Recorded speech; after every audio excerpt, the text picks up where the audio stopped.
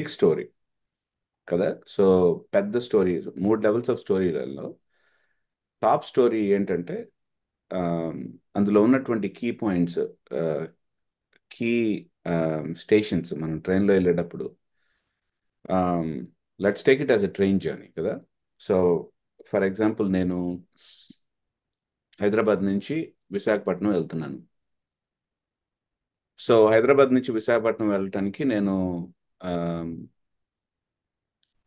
So మా ఇంటి దగ్గర నుంచి స్టేషన్కి వెళ్తాను. స్టేషన్ దగ్గర I catch a train and then ఆ ట్రైన్ గుంటూరు మీద నుంచి వెళ్తుంది. గుంటూరు తర్వాత విజయవాడ వెళ్ళింది, విజయవాడ తర్వాత రాజమండ్రి, రాజమండ్రి తర్వాత Vizag. So this is actually the big story line. This is the big story line. So రెండవ లెవెల్లో మనం మాట్లాడుకున్నప్పుడు we talk about little more details. ఏంటంటే నేను మా ఇంటి దగ్గర నుంచి బయలుదేరాను. మా ఇంటి దగ్గర నుంచి బయలుదేరి ఆటో తీసుకొని నేను హైదరాబాద్ రైల్వే స్టేషన్కి, సికింద్రాబాద్ రైల్వే స్టేషన్కి వెళ్ళాను. సికింద్రాబాద్ రైల్వే స్టేషన్లో దెన్ నేను I have weighted actually for a few minutes to catch the train. అక్కడి నుంచి నా సీట్ నేను వెతుక్కోవడానికి ప్రయత్నించాను. వెతుక్కున్నాను, కూర్చున్నాను. కూర్చున్న తర్వాత నేను స్టేషన్స్ని చెక్ చేసుకోవటం, విజయవాడ వచ్చేదాకా నేను పలానా పని చేస్తాను అనుకున్నాను. విజయవాడ నుంచి తర్వాత ఇంకొంత పని చేశాను. సో ఇక్కడ ఏంటంటే ఇంకొన్ని డీటెయిల్స్ యాక్చువల్గా ఫిల్ చేస్తున్నాము. సో రెండో లెవెల్ నేరేటివ్లో ఇంకొన్ని డీటెయిల్స్ ఫిల్ చేస్తున్నాం. మూడో లెవెల్ నేరేటివ్లో మనం ఏం చేస్తున్నామంటే, నేను ఇంటి దగ్గర నుంచి బయలుదేరాను. బయలుదేరేటప్పుడు యాక్చువల్గా ప్రార్థన చేసుకుని బయలుదేరాం. ఆటో ఎక్కిన తర్వాత ఆటో వాడు ఇంత ఛార్జ్ చేశాడు నా దగ్గర. సో నేను టోటల్గా వైజాగ్ వెళ్ళటానికి తీసుకెళ్ళింది 2,000 రూపాయలు అయితే, అందులో నేను ఆటో ఎక్కిన తర్వాత వాడు 500 కొట్టేశాడు నా దగ్గర. సో నేను వెళ్ళాను. రైల్వే స్టేషన్కి వెళ్ళగానే చాలా భయంకరమైనటువంటి రద్దీగా ఉంది. అయినా సరే చాలా కష్టపడి ట్రైన్లో నాకు అలాట్ చేసినటువంటి కంపార్ట్మెంట్ని నేను తీసుకున్నాను. లోపలికి ఎక్కిన తర్వాత భయంకరమైనటువంటి ఆకలి వేస్తుంటే నాకు నెమ్మదిగా, సో వేరుశనగకాయలు అమ్ముకునేటువంటి వాళ్ళు వచ్చారు, అవి కొనుక్కున్నాను. So you see more details I'm filling it now. సేమే స్టోరీ లైన్, సేమ్. ఆ స్టోరీ లైన్లో సెకండ్ లెవెల్ నేరేటివ్లో ఐఎమ్ టాకింగ్ అబౌట్ యాక్చువల్గా కీ ఈవెంట్స్. థర్డ్ లెవెల్ నేరేటివ్లో నేనేం మాట్లాడుతున్నానంటే ఇంకొన్ని డీటెయిల్స్ నేను అందిస్తున్నాను. బైబిల్ స్టోరీ లైన్లో కూడా ఏంటి హై లెవెల్ నేరేటివ్ ఏంటి అంటే మనం మాట్లాడుకున్నాం ఏంటి, దేవుడు సృష్టించాడు. సృష్టించిన తర్వాత మనం దేవుడికి రెబల్ అయ్యాం. అంటే మనం దేవుడికి తిరుగుబాటు చేసాం దేవుడి పైన. మా జీవితాన్ని మేమే నడిపించుకుంటాం, నువ్వు మాకు అక్కర్లేదు అనేటువంటి ఒక తిరుగుబాటు దేవుడి పైన చేసిన తర్వాత దేవుడు మనల్ని ఇమ్మీడియట్గా చంపేయకుండా ఆయన ఏ విధంగా మనల్ని విమోచించడానికి మొదలు పెట్టాడో అనేటువంటిది. సో దేవుని యొక్క విమోచన ప్రణాళిక. ఆ దేవుని యొక్క విమోచన ప్రణాళికలో దేవుడే మనం చేసినటువంటి పాపానికి తన జీవాన్ని అర్పించి మనల్ని ఏ విధంగా రిస్టోర్ చేస్తున్నాడు అనేటువంటిది. సో ఇంకొక మాటలో చెప్పాలంటే creation, fall, redemption, consummation, 4 big stations, 4 పెద్ద స్టేషన్స్. హై లెవెల్ నేరేటివ్లో 4 పెద్ద స్టేషన్స్. ఇంకొంతమంది యాక్చువల్గా దీంట్లో ఇంకొంచెం యాడ్ చేస్తారు, కానీ I just would like to think about like 4 big stations. ఏంటి ఆ బిగ్ స్టేషన్స్ అంటే, దేవుడు సృష్టించడం, క్రియేషన్. ఫాల్, నేను తిరుగుబాటు చేయటం ద్వారా నేను పతనం అయిపోవటం, ఫాల్. రిడెంప్షన్, దేవుని యొక్క విమోచన, దేవుడు నన్ను విమోచించటం. తర్వాత ఫోర్త్, కాన్సమేషన్. ఎందుకు విమోచిస్తున్నాడు బేసికల్లీ అంటే, దేవుడు మరల తిరిగి ఏ స్వభావం నుంచి అయితే నేను పడిపోయాను అలాంటి స్వభావానికి మాత్రమే కాదు, అంతకంటే అపురూపమైనటువంటి స్వభావానికి మళ్ళీ నన్ను తీర్చిదిద్దటం, నన్ను రెస్టోర్ చేయటం అనేటువంటి విషయం, consummation. So consummation, these are the big ideas of the Bible. Big ideas of the Bible ఎప్పుడు మర్చిపోకూడదు దీన్ని మనం. So the whole Bible actually is moving towards the story line. ఈ స్టోరీ లైన్ లోపల, ఈ చట్రం లోపలే యాక్చువల్గా హోల్ బైబిల్ అంతా కూడా నడుస్తూ ఉంది, ఏ కథ విన్నా సరే. So once again, I'm just quickly repeating: creation, fall, redemption, consummation. CON. So consummation అనేటువంటిది ఒకవేళ మనకి ప్రాబ్లంగా ఉంటే నేను టైప్ చేశాను అక్కడ, చూసారా? So sorry, I just typed only Prakash for that. Okay, all right. So second level narrative దగ్గరికి మనం వచ్చినప్పుడు, ఇందులో దేవుడు సృష్టించటం, సో ఆ విమోచన యాక్చువల్గా దేవుడు ఎట్లా చేశాడు అనేటువంటిది మనం ఇంకొన్ని స్టేషన్స్ యాడ్ చేస్తున్నాం. ఇప్పుడు ట్రైన్ ఎక్కడెక్కడ ఆగింది అంటే, ట్రైన్ ఎక్కడెక్కడ ఆగుతుంది అంటే, ఫస్ట్ లెవెల్ నారేటివ్లో చక చక చక చక యాక్చువల్గా మెయిన్ స్టేషన్స్ చెప్పుకుంటూ వెళ్ళిపోయాం. రెండో లెవెల్ నారేటివ్లో ఇంకొన్ని స్టేషన్స్, యాక్చువల్గా ఇంకొన్ని ఇంపార్టెంట్ స్టేషన్స్ యాడ్ చేస్తున్నాం మనం. ఏంటవి? ఏంటంటే మనం మాట్లాడుకున్నాం, క్రియేషన్ దగ్గర నుంచి ఉన్నటువంటి స్టోరీ అబ్రహాం దాకా. అబ్రహాం దగ్గర నుంచి దేవుడు ఒక జనాంగాన్ని, ఒక నేషన్ ఏర్పరచుకోవటం అక్కడి దాకా. అక్కడి నుంచి దేవుడు అంటే మోషే దాకా, అబ్రహాం నుంచి మోషే దాకా ఒకటి. ఇంకా ఎక్కువగా మాట్లాడుకోవాలంటే, ఇంకా మనం కట్ షార్ట్ చేసి మాట్లాడాలంటే, అబ్రహాం నుంచి యాక్చువల్గా దావీద్ దాకా అని చెప్పుకోవచ్చు. సో దేవుడు ఒక రాజుని ఏర్పరచుకునేదాకా. సో దావీద్ దగ్గర నుంచి మనం మాట్లాడుకుంటే మళ్ళీ ఎగ్జైల్ అంటే దేవుడు దేవుని ప్రజలు యాక్చువల్గా చెరలోకి తీసుకెళ్ళబట్టం, అసిరియాకి, బబులోన్కి చెరలోకి తీసుకెళ్ళబట్టం. సో తర్వాత చెర నుంచి యేసు ప్రభు దాకా స్టోరీ. సో యేసు ప్రభు దగ్గర నుంచి చిట్ట చివరికి నూతన యెరూషలేం దాకా మరొక మజిలీ. So you see now we have added more station. మన స్టోరీని చేంజ్ చేయాల. నేను హైదరాబాద్ నుంచి వైజాగ్ వెళ్ళటం అనేటువంటిది మారలా ఎక్కడ కూడా. రెండో లెవెల్ నారేటివ్లో I'm adding more stations there. That's all I'm doing. So మూడో లెవెల్ దగ్గరకు వచ్చేటప్పటికి now it's an important thing. ఏంటంటే నోవా స్టోరీని మాట్లాడుకుంటున్నాం. నోవా కథను మాట్లాడుకున్నప్పుడు నోవా గురించి ఎందుకు ఇంట్రడ్యూస్ చేశారు? వన్స్ అగైన్ రెండో లెవెల్ నారేటివ్లో అబ్రహాం వైపు ప్రయాణం చేస్తున్నటువంటి పార్ట్ కాబట్టి అబ్రహాం గురించి మెన్షన్ చేయడానికి నోవా ఉన్నాడు. అర్థమవుతుందా? ఆ తర్వాత ఇంకొంచెం ముందుకెళ్తే అసలు అబ్రహామే ఎందుకున్నాడు అంటే, అబ్రహాం లాంటి యాక్చువల్గా విశ్వాసం కలిగినటువంటి రాజు దేవుడికి కావాలి కాబట్టి అబ్రహాం యాక్చువల్గా దావీద్ కోసం ఉన్నాడు. Do you see what I'm saying? Ruth ఎందుకున్నది? ఎందుకంటే దావీదుని ఇంట్రడ్యూస్ చేయడానికి, దావీద్ వాళ్ళ గ్రేట్ గ్రాండ్ మదర్ కాబట్టి రూత్ ఉంది. సో గొలియాత్ ఎందుకున్నాడు? గొలియాత్ ఎందుకున్నాడంటే దావీదు రాజు ఎట్లా అయ్యాడు అని చెప్పడానికి. ఏ విధంగా ఒక అనామకుడైనటువంటి ఒక షెపర్డ్ బాయ్, ఎవ్వరికీ తెలియనటువంటి ఒక షెపర్డ్ బాయ్, మారుమూల ప్రాంతంలో, ఒక ఒక కుగ్రామంలో, ఒక చిన్న పల్లెటూరులో, ఎవరితో ప్రపంచంతో సంబంధం లేనటువంటి, తను మాత్రమే పొద్దున్నే లేవటం, గొర్రెలు కాచుకోవటానికి యాక్చువల్గా వెళ్ళేటువంటి ఒక ఒక నార్మల్ గొర్రెలు కాపలి పర్సన్ని ఏ విధంగా ప్రపంచం మొత్తం తెలిసేటువంటి రాజు అయ్యాడు. దావీద్ అంటే ఈరోజు మనం కూడా మాట్లాడుకుంటున్నాం. Everybody knows him. How did actually this man become ఒక ఒక ఒక కుగ్రామంలో ఉన్నటువంటి వ్యక్తి, how did he become actually such a great king of a great nation? So that's the story of Goliath. Goliath ఉన్నదే అందుకోసం, మనకి ఇన్ఫార్మ్ చేయడానికి. How did it happen? దావీద్ జీవితంలో ఆ మెట్లని మనకి పేర్చడానికి, ఆ మెట్లను మనం చేయడానికి. ఆ తర్వాత దెన్ వి సీ దావీదు నుంచి తర్వాత వచ్చినటువంటి సొలొమోన్ ఎందుకున్నాడు? ఎందుకంటే బికాస్ దేవుని ప్రజలు ఏ విధంగా దేవుడికి అవిధేయులయ్యారు, అవిశ్వాసాన్ని చూపించారు అనేటువంటిది, దేవుడి ప్రజలు ఏ విధంగా దిగజారిపోతున్నారు అనేటువంటిది చూపించడానికి దావీదు కంటే ఒక మెట్టు కింద ఉన్నాడు. He was not faithful. So ఆ జారిపోవటం అనేటువంటి దాంట్లో మొట్టమొదట పాచి మీద అడుగుపెట్టినటువంటి వ్యక్తి ఎవరంటే సొలొమోన్. హీ వాజ్ దేర్ యాక్చువల్గా. ఆ స్లిప్పరీ స్లోప్ మీద అడుగు పెడతానికి అడుగు పెడుతూ వస్తున్నారు తర్వాత వచ్చేటువంటి రాజులందరూ కూడా.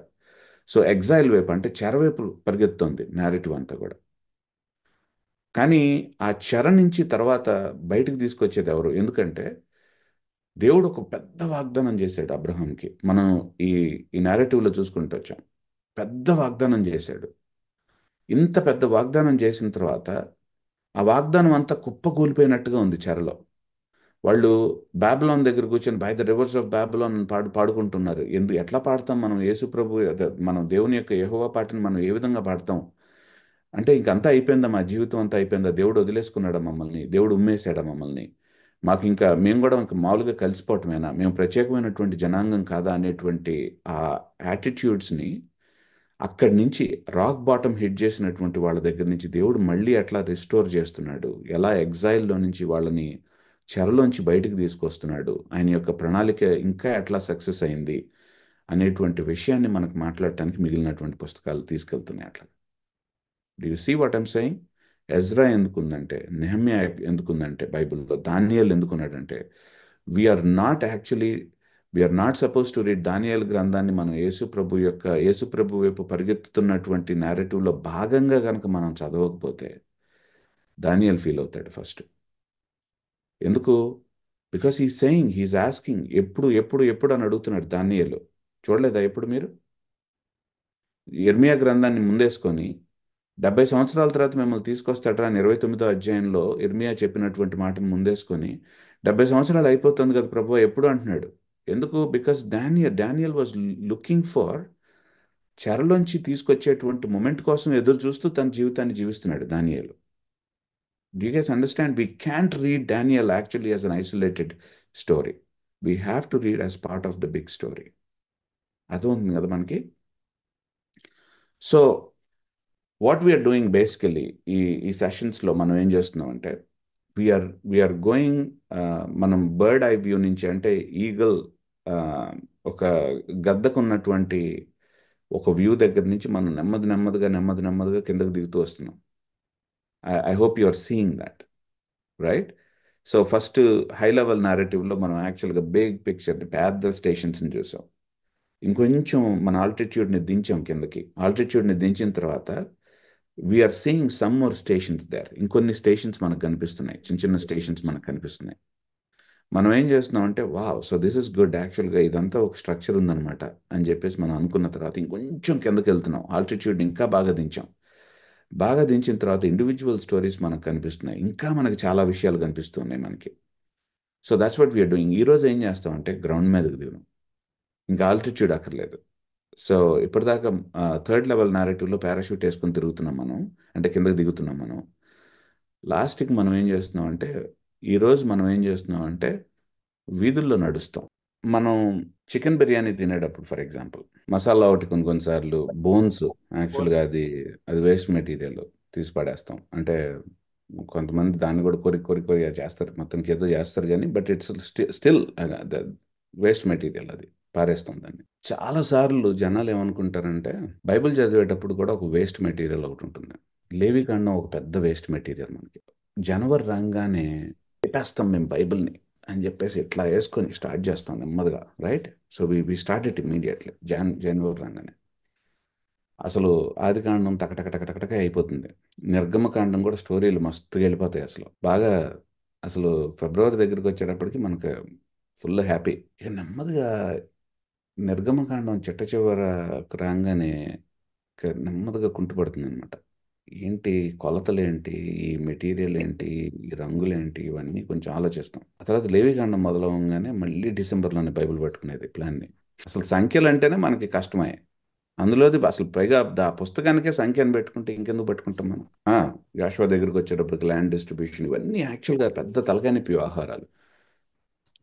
కానీ ముఖ్యంగా ఏంట్రా వేస్ట్ మెటీరియల్ అంటే జినియాలజీస్ కూడా అక్కడక్కడ కనిపిస్తాయి మనకి, అడపా కనిపిస్తాయి. కాబట్టి ఆ వేస్ట్ మెటీరియల్ని మనం ఏమనుకుంటాం అంటే, బిర్యానీలో కనిపించేటువంటి ఇలాచీలాగా, ఏలకాయలాగా అనుకుంటాం మనం. ఏలకలు అంటాం కదా, సో దానిలాగా అనుకుంటాం. కానీ బోన్స్ తర్వాత ఇవన్నీ బేసికల్లీ ఏంటంటే ధర్మశాస్త్రం, అందులో తిరుగులేదు. ఈ కథల్లో ఇది ఎందుకు పెట్టారు అనుకుంటాం, నేరేటివ్స్లో ఇది ఎందుకు పెట్టారు అనుకుంటాం. Narratives are written for the law. ఆదికాండం 1వ అధ్యాయం నుంచి నిర్గమకాండం 19వ అధ్యాయం దాకా ప్రతి అధ్యాయం, ప్రతి వచనం, ప్రతి అక్షరం కూడా మనకి ధర్మశాస్త్రాన్ని పరిచయం చేయడానికే. Narrative was an introduction to law. Main piece ఏంటి అంటే, ఇజ్రాయలీలను అడిగితే వాళ్ళు ఏం చెప్తారంటే, main piece was law. Main material ఏంటంటే ధర్మశాస్త్రం. ఈ ధర్మశాస్త్రానికి అంటే ఈ ఈ చికెన్ పీసెస్ ఏవైతే ఉంటాయో అదేంటంటే ధర్మశాస్త్రం. If you ask an Israelite, that's what he would say. అయితే దీనికి ఫ్లేవర్ ఇవ్వటానికి, ఇందులో కారం, ఉప్పు, తర్వాత దానికి ఫ్లేవర్ ఇవ్వటానికి, దానికి వాసన ఇవ్వటానికి యూ హ్యావ్ నేరేటివ్స్. ఎంత విచిత్రమో కదా. So it's a completely upside down issue. Completely upside down గా మనం ఆలోచిస్తాం. వి డోంట్ థింక్ యాక్చువల్ గా ధర్మశాస్త్రం కోసం ద నేరేటివ్స్ ఇంట్రడక్షన్ కి ఇచ్చారని మనం అనుకో. But that's what it is. ఎందుకు చెప్తాను. Okay, so listen to me. మనం ఎట్లాంటి వాళ్ళం అంటే, సంఘ చరిత్రలో మార్సియన్ అని ఒక దుర్మార్గుడు వచ్చాడు. ఈ మార్సియన్ ఏం చేశాడంటే, వాడికి బయట నుంచి ఏదో సిద్ధాంతాన్ని పట్టుకొచ్చుకున్నాడు. ధర్మశాస్త్రం అంటే పాత నిబంధన గ్రంథం అంటే సృష్టి మొత్తం కూడా చండాలం అనేటువంటిది, ఒక నాస్టిక్స్ అని కొంతమంది ఉన్నారు, వాళ్ళు తెచ్చుకుంటారు. ఏంటంటే ఈ పదార్థంతో భౌతికమైనటువంటి ప్రపంచం అంతా కూడా నికృష్టం, దరిద్రం, అసలు దీన్ని తయారు చేసినటువంటి దేవుడు ఖచ్చితంగా ఏంటంటే మంచి దేవుడు అవ్వాల్సిన, మంచి దేవుడు కాదు, ఒక దుష్టుడైనటువంటి దేవుడు. కాబట్టి పాత నిబంధన గ్రంథంలో యెహోవా భౌతికమైనటువంటి ప్రపంచాన్ని సృష్టించాడని చెప్తున్నారు కాబట్టి యెహోవా ఒక ఈవిల్ గాడ్, మంచి దేవుడు కాదు, ఒక దుర్మార్గమైన దేవుడు. యేసు ప్రభు ఆయన దగ్గర నుంచి రాలేదు, యెహోవా దగ్గర నుంచి రాలేదు. అంతకంటే పదార్థంతో సంబంధం లేకుండా పదార్థాన్ని తయారు చేయనటువంటి మంచి దేవుడు ఎవరో ఒక ఆయన ఉన్నాడు, ఆయన దగ్గర నుంచి వచ్చాడు. ఇది మార్సియన్ అనే దుర్మార్గుడు నమ్మినటువంటి మాట. ఈయన ఎక్కడో వాడు కాదు, సంఘం లోపల సంఘనాయకుడు.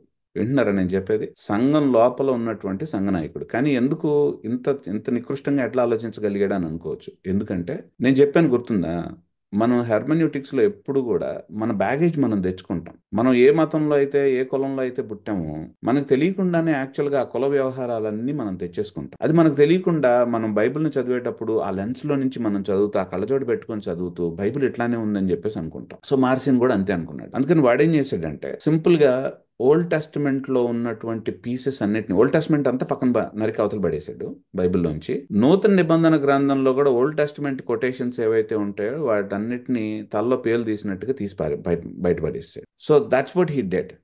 సో నూతన నిబంధన గ్రంథంతో పాత నిబంధన గ్రంథంతో సంబంధం లేనటువంటి ఒక నూతన నిబంధన గ్రంథాన్ని చదవటం మొదలెట్టాడు. That's what Marcion has done. మనకి తెలియకుండానే మనం ఒక దుర్మార్గపు ఆలోచనలో అడుగుపెట్టేశాం 21వ శతాబ్దంలో సంఘంలో. ఏంటో తెలుసా అది? We are Marcionites. తెలియకుండానే మనలో చాలా మంది పాత నిబంధన గ్రంథాన్ని తప్పుగా అర్థం చేసుకుంటారు, లేకపోతే పాత నిబంధన గ్రంథాన్ని అంత అవసరం లేదులే అని నాలుక బయటపెట్టి మరీ తీసి పారేసేటువంటి వాళ్ళం మనం. వీఆర్ మార్సినైట్స్ తెలియకుండానే. ఓల్డ్ టెస్టిమెంట్ అంతా మనకి తలకిందులుగా అలవాటు అవుతుంది. ఎందుకంటే ఫస్ట్ స్టార్టింగ్ పాయింటే మనకి యాక్చువల్గా కుంటికాల మీద పరిగెత్తడం మొదలు పెడతాం ఓల్డ్ టెస్టిమెంట్ విషయంలో. కాబట్టి ఏమవుతుందంటే మన రేసే ఫస్ట్ నుంచి నాశనం అయిపోయిన రేస్ కాబట్టి మొత్తం తలకిందులకు కనిపిస్తాయి మనకి. అందుకని ధర్మశాస్త్రం కోసం నేరేటివ్ ఉంది అని చెప్తే మనకు అదేదో చాలా విచిత్రంగా వినిపిస్తుంది అది. But that's what it is. ధర్మశాస్త్రం కోసం ఎందుకు ఉంది అనేటువంటిది నేను చెప్తాను. ధర్మశాస్త్రం అంటే ఏంటి? బేసికల్లీ దేవుడు తన విమోచన ప్రణాళికలో, నేను చెప్పాను జ్ఞాపకం ఉందా, తను విమోచించేటువంటి ప్రక్రియలో ఆయన ఒక జనాంగాన్ని ఏర్పరచుకున్నాడు. ప్రపంచం మొత్తాన్ని ఆయన విమోచించడం అనేటువంటిది ఆయన యొక్క ఉద్దేశం, లక్ష్యం. కానీ అది నెరవేర్చడానికి ఏం చేసుకున్నాడంటే ఆయన ఒక చిన్న జనాంగాన్ని తయారు చేసుకున్నాడు. మనం నార్మళ్ళు అనేటువంటి ఒక మాట వినుంటాం. పొలం పని చేసుకునే వాళ్ళకి అర్థమవుతుంది ఈ మాట. ఏం చేస్తారంటే, నార్మళ్ళు ఏం చేస్తారంటే మొదట ఒక చిన్న భాగంలో విత్తనాలు వేసి మొలకెత్తేటట్టుగా చేస్తారు. దాన్ని ఏం చేస్తారంటే అది కొంచెం మొలకెత్తిన తర్వాత పొలం మొత్తం వ్యాపింపజేసి దాన్ని ఏం చేస్తారంటే అది మొలిచేటట్టుగా చేస్తారు. సో దట్స్ హౌ యాక్చువల్గా పొలం పనులు చేసుకునే వాళ్ళకి అర్థమవుతుంది నార్మల్ వేయటం అనేది. దేవుడు కూడా ఒక నార్మల్ వేశాడు, నార్మల్ చేశాడు దేవుడు. ఏంటంటే అది ఇజ్రాయెల్. ఒక చిన్న జనాంగాన్ని మొలకెత్తటానికి ఒక చిన్న జనాంగాన్ని యాక్చువల్గా ఏర్పరచుకున్నాడు. అయితే వాళ్ళు దేవుని యొక్క జనాంగంగా ఉండాలి అంటే, దేవుని యొక్క జనాంగంగా వాళ్ళు షేప్ చేయబడాలి, రూపుదిద్దబడాలి అంటే వాళ్ళకి ఏంటి అవసరం? అది పాయింట్. సో మోషే ఏం చెప్తున్నాడంటే, ధర్మశాస్త్రాన్ని వాళ్ళ దగ్గరికి వెళ్ళి వాళ్ళని ఇజ్రాయేలీల్ని మోషే ఈ ఐగుప్తు నుంచి బయటకు తీసుకొచ్చేటప్పుడు వాళ్ళకు ఉన్నటువంటి ప్రధానమైన ప్రశ్న ఏమిటో తెలుసా? ఐగుప్తులో ఒక సంస్కృతి చూసామే మనం, మనం ఆ సంస్కృతిని మొదలెట్టాలా ఇప్పుడు బయటకు వచ్చిన తర్వాత? లేకపోతే కానాను లోపల ఉన్నటువంటి సంస్కృతిని మనం ఆకలింపు చేసుకోవాలి. కానానీయులు ఏం చేశారు? వాళ్ళు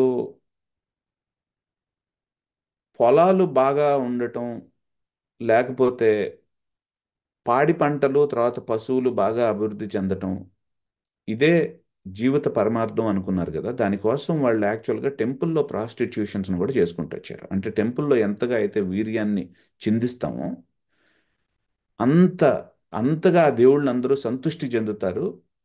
ఎంత వీర్యాన్ని అయితే టెంపుల్లో జరిగినటువంటి ఒక అడల్టరీలో, ప్రాస్టిట్యూషన్లో ఏ విధంగా అయితే జరుగుతుందో అంతగా దేవుళ్ళు కూడా వాళ్ళు వీర్యాన్ని చెల్లిస్తారు. అదే మనకు వర్షం అవుతుంది అనేటువంటిది కానానీయుల అభిప్రాయం.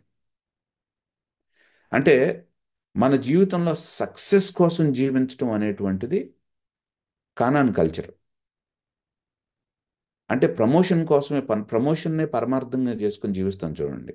బాగా సెటిల్ అయిపోవటానికి జీవిస్తాం. సెటిల్మెంట్ కోసమే జీవితాన్ని ఆ, మన జీవితం మొత్తాన్ని యాక్చువల్గా సెటిల్మెంట్ కోసమే అనుకుంటాం చూసారా. అది కానాన్ కల్చర్. అది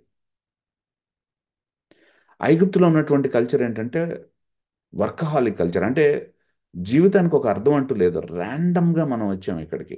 ర్యాండమ్గా వచ్చాం. మనం ఏదో ఛాన్స్ ప్రకారం ఉన్నాం ఇక్కడ.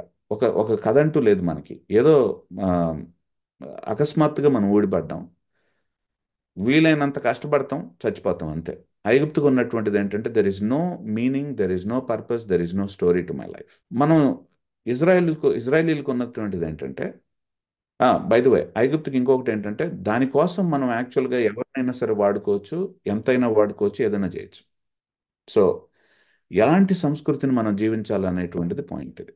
సో మోషే ఏమంటున్నాడంటే, ఒరే మన ఐగుప్తులోంచి వచ్చాం, 400 సంవత్సరాలు అక్కడ ఉన్నాం. అన్ని సంవత్సరాలు అక్కడ ఉన్నాం కదా మనం. ఇప్పుడు వాళ్ళే వీళ్ళు అయిపోయారు కదా. 6 నెలలు వాడితో ఉంటే వాడే వీడవుతాడు అంటారు. అలాంటిది వీళ్ళు వందల సంవత్సరాలు ఉన్నారు అక్కడ. సో ఎంత ఐగుప్తుని లోపలికి తీసుకొని ఉంటారు. తర్వాత కానానికి వెళ్తున్నారు. ఇంకొంచెం నికృష్టమైనటువంటి కల్చర్ అది. పిల్లల్ని కూడా, సక్సెస్ కోసం పిల్లల్ని కూడా నరికి పారేసే కల్చర్ అది. నరకటం మాత్రమే కాదు, మంటల్లో వేసేసేటువంటి కల్చర్ అది కానాన్ కల్చర్. అంటే సక్సెస్ అంటే అంత దాహం అన్నమాట వాళ్ళకి. ఇందులో మోషే అసలు సంస్కృతి అంటే ఏంటి అనేటువంటి నిర్వచనాన్ని ఇస్తున్నాడు ఇక్కడ. నిజానికి చెప్పాలంటే మోషే ఇవ్వట్లేదు, దేవుడు ఇస్తున్నాడు మోషే ద్వారా. అదే ధర్మశాస్త్రం అంటే. Law is basically talking about యాక్చువల్గా heavenly culture. It's talking about the culture of the heaven. No, no, no, no, no, no. We are not actually following Egypt. We are not following Canaan. We are not following Mesopotamia. We are following the culture of the heaven. And law gives us glimpses of that. Law gives us actually a window into the heavenly culture. ఆ పరలోక సంస్కృతిని మనం తొంగి చూడటానికి ధర్మశాస్త్రం ఒక కిటికీ లాంటిది. It provides us a window for that. సో ఇప్పుడు జనాలకు అర్థమవుతుంది ఏంటంటే, మోషే మేము ఎట్లా ఉండాలి, ఎట్లా ఉండకూడదు అనేటువంటి నువ్వు చెప్తున్నావే, బాగానే ఉంది. అసలు మేము ఎందుకు ఫాలో అవ్వాలి ఇది? Then he is giving introduction to it. అసలు మనం ఎక్కడి నుంచి వచ్చాం అనేటువంటిది మాట్లాడుతున్నాడు. సృష్టిని మోషే ఇంట్రడ్యూస్ చేయటానికి కారణమే ఈ హెవెన్లీ సంస్కృతిని గురించి మాట్లాడటానికి. He is talking about creation because he wants to say who that God is first of all. ఏ దేవుడు సృష్టిని సృష్టించాడు, ఆయన యొక్క నేచర్ ఏంటి, ఏ దేవుడు ఏ ఉద్దేశం ప్రకారం మనల్ని సృష్టించాడు, ఎక్కడ తేడా కొట్టింది, తేడా కొట్టిన తర్వాత ఆయన ఏం చేస్తున్నాడు, ఆయన చేసేటువంటి దాంట్లో మన యొక్క పాలు పంపులు ఏంటి, మన యొక్క భాగం భాగం ఏంటి. He's telling about that. అంటే ధర్మశాస్త్రం ఎందుకు మనం ఫాలో అవ్వాలరా, ఎందుకు ఈ సంస్కృతి మనం ఎంబ్రేస్ చేసుకోవాలి, ఈ సంస్కృతిని మనం ఎందుకు వాటేసుకోవాలి, ఈ సంస్కృతిని మనం ఎందుకు అవలంబించాలంటే, because our God is that and he has created us to be his people like that. So ధర్మశాస్త్రానికి ముందున్నటువంటి నేరేటివ్ అంతా కూడా it's an introduction to law. Lesson. ధర్మశాస్త్రానికి ముందున్నటువంటి నేరేటివ్ అంతా కూడా it's an introduction to law. ఉపోద్ఘాతం అది ధర్మశాస్త్రానికి. దట్స్ వై యు సీ యాకోబు, అక్క చెల్లెలను పెళ్లి చేసుకుంటావా? ఎందుకు యాకోబు అక్క చెల్లెలను పెళ్లి చేసుకుంటాం అనేటువంటిది ఎందుకు ఇంట్రొడ్యూస్ చేశారు? ఎందుకంటే ధర్మశాస్త్రంలో తర్వాత పాయింట్ వస్తుంది, don't marry that kind of thing. Multiple పీపుల్ని పెళ్లి చేసుకుంటావా? No. It is actually giving us, it is giving us all the stories. యాక్చువల్గా ఆ స్టోరీస్లో ఉన్నటువంటి పెయిన్ అంతా కూడా ఇస్తుంది. Why is it saying Cain and Abel story ఎందుకు చెప్పింది? Because murdering is wrong. ధర్మశాస్త్రాన్ని ఇంట్రడ్యూస్ చేయడానికి, ధర్మశాస్త్రంలో నరహత్య చేయకూడదు అనేటువంటి పాయింట్ని ఇంట్రడ్యూస్ చేయడానికి, it is talking about under what conditions we kill each other. It is preparing, it is prepping us actually for the culture. Heavenly కల్చర్కి ప్రెపప్ చేస్తుంది మనల్ని. వాట్స్ రాంగ్ అనేటువంటిది ఈ లా ఇవ్వనప్పుడు యాక్చువల్గా ఏమి రాంగ్ అయింది అనేటువంటిది చూపించుకుంటూ వస్తుంది. ఏబ్రహాం స్టోరీలో ఉన్నటువంటి పెయిన్ ఏంటి?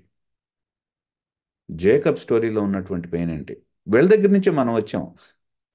కానీ గుర్తుంచుకోండి, వీళ్ళ లైఫ్స్లో కూడా భయంకరమైనటువంటి పెయిన్ ఉంది. ఆ పెయిన్ ఎందుకు వచ్చిందంటే బికాజ్ ఈ సంస్కృతిని అవలంబించడం. అబ్రహాం మెసొపొటేమియన్ సంస్కృతిని అవలంబించాడు. ఎందుకంటే అక్కడి నుంచి వచ్చాడు కదా, మెసొపొటేమియనే కదా. యాకోబు కూడా అక్కడి నుంచి వచ్చాడు కదా. వీళ్ళందరి సంస్కృతి ఎంతవరకు బాగుందో చూద్దాం ఒకసారి. పోనీ ఐగుప్తుకి వెళ్ళారు వీళ్ళు, అక్కడ ఏమన్నా ఒరిగిందా? అక్కడ ఎంత నికృష్టమైనటువంటి పెయిన్ అనుభవించారో చూద్దాం ఒకసారి.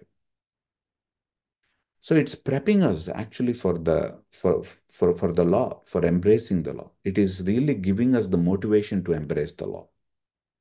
అందుకనే నేరేటివ్కి definition Gordon Fee Douglas Stuart ఏమంటారంటే, ఒక డెఫినేషన్ నేను ఇక్కడ నేరేటివ్స్ని యాక్చువల్గా ఎంత చక్కగా చెప్పాడు చూడండి. Narratives are stories type. What is a narrative? Narrative అనేటువంటిది ఒక story. It's a purposeful retelling of the historical events that are intended to give meaning and direction to a given people in the present. ఇందులో ఉన్నటువంటి ప్రతి మాట ముత్యం లాంటిదే. అయ్యో మరి ఇంగ్లీష్లో మాకు అర్థం కాదు కదండి అనుకుంటారు. ఉన్నాం కదా అందుకనే. స్టోరీస్, నేరేటివ్స్ ఏంటంటే కథలటవి. ఈ కథలు ఏదో విచిత్ర కాశీ మంజలి కథల్లాగా చెప్పుకోవటం కాదు వీటిని. బైబిల్ వీటిని ఏం చేస్తుందంటే నిజంగా జరిగినటువంటి హిస్టారికల్ ఈవెంట్స్ని ఒక ఉద్దేశం ప్రకారం మళ్ళీ చెప్పటం అన్నమాట. ఎందుకు చెప్తున్నారు? ఉద్దేశపూర్వకంగా ఎందుకు చెప్తున్నారు? ఎందుకంటే ఎవరికైతే చెప్తున్నారో ఆ కథల్ని, వాళ్ళకి ఒక మీనింగ్ని, ఒక అర్థాన్ని ఇవ్వటానికి, వాళ్ళ జీవితాలకు ఒక అర్థాన్ని ఇవ్వటానికి, వాళ్ళ జీవితానికి ఒక డైరెక్షన్ ఇవ్వటానికి, ఒక మార్గదర్శకంగా ఉండటానికి వాళ్ళకి, అందుకోసం కథలు చెప్తాంట. బైబిల్లో ఉన్నటువంటి స్టోరీస్, నేరేటివ్స్, నేరేటివ్ అంటే ఏంటి? గద్యం అంటాం. దాన్ని కథలు అనుకోవచ్చు. ఈ కథలు అట్లాంటి కథలు కాదు. విక్రమ్ బేతాళ్ లాంటి కథ కాదు ఇది. లేకపోతే విచిత్ర కాశీ మజిలీ కథ కాదు ఇది. This is a purposeful retelling of the historical events. నిజంగా జరిగినటువంటి ఈవెంట్స్ ఏవైతే ఉంటాయో వాటిని ఒక ఉద్దేశంతో చెప్పటం. ఏంటి ఆ ఉద్దేశం అంటే, ఎవరికైతే చెప్పబడుతుందో వాళ్ళకి మీనింగ్ని, డైరెక్షన్ ఇవ్వటానికి, వాళ్ళ జీవితానికి అర్థాన్ని ఇవ్వటానికి. ఇప్పుడు వినండి, ఆదికాండాన్ని ఎందుకు చెప్పాడు మోషే? Moses is telling a historical event. సృష్టి క్రమాన్ని మోషే మాట్లాడుతున్నాడు. ఎందుకు చెప్తున్నాడు సృష్టి క్రమాన్ని? The whole story is moving towards సృష్టి అంతా కూడా దేని వైపు మూవ్ అవుతుంది?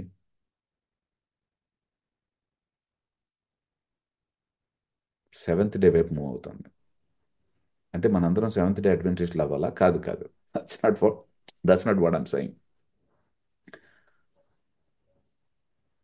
God has created everything so that everything rests in him.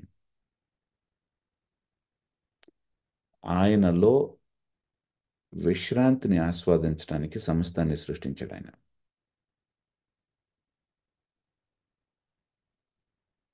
అందుకనే హీబ్రూలో వర్డింగ్ కనుక చూస్తే 6 రోజుల నేరేటివ్ అంతా కూడా మొత్తం కలిపితే 7వ రోజు నేరేటివ్కి సమానం. It's a purposeful రీటెలింగ్ of the story. ఐగుప్తులో విశ్రాంతి లేకుండా బతికారు వాళ్ళు. మోషే ఏమంటున్నాడంటే ర్యాండమ్గా కాదు మనం తయారు చేయబడింది, ఆయన స్వరూపంలో ఆయన పోలిక చొప్పున మనం తయారు చేయబడ్డాం. రాజులు మాత్రమే కాదు, ప్రతి ఒక్కళ్ళు కూడా దేవుణ్ణి ప్రతిబింబించడానికి తయారు చేయబడ్డాం. ఇది చాలా విప్లవాత్మకమైనటువంటి థాట్ ఇది. ఎందుకంటే పూర్వకాలంలో రాజులు మాత్రమే దేవుని యొక్క అంశ, దేవుణ్ణి ప్రతిబింబించేటువంటి వాళ్ళు. కానీ మోషే ఏమంటున్నాడంటే no no no no, every human being is created in the image of God. There is no such thought, there was no such thought at all in the world. ఇలాంటి థాట్ అనేటువంటిది ఏన్షియంట్ వరల్డ్ ఎక్కడ లేదు.